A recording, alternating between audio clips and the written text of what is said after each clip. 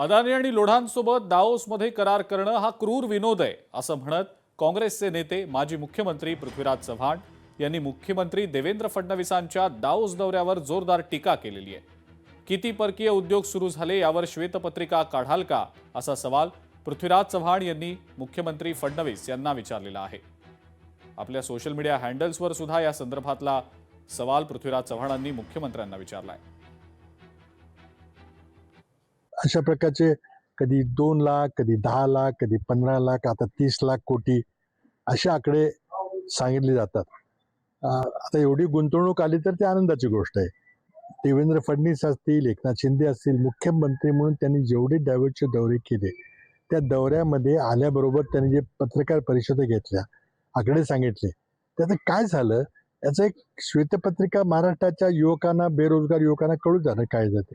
हे त्याला एक पिकनिकचं स्वरूप यायला लागलेलं आहे, ते येऊ नये आणि खरोखरी उद्योग आले पाहिजेत। पण महाराष्ट्रात एकही मोठा उद्योग देवेंद्र फडणवीस यांच्या कार्यकाळात आलेला नाही।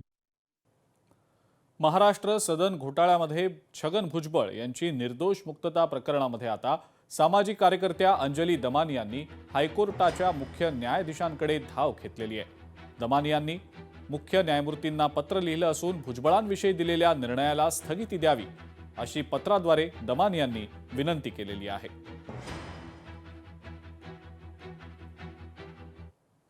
नाशकात किसान सभेचा लॉंग मार्च सध्या निघालेला आहे आणि शेतकऱ्यांच्या विविध मागण्यांसाठी हे आंदोलन केलं जात आहे। जिल्हाधिकारी कार्यालयासमोर मोर्चेकरांचं आंदोलन केलं जात असल्याचं पाहायला मिळालेलं आहे। नाशकात पोलिसांचा अतिरिक्त फौजफाटा या अनुषंगानं तैनात करण्यात आलेला आहे।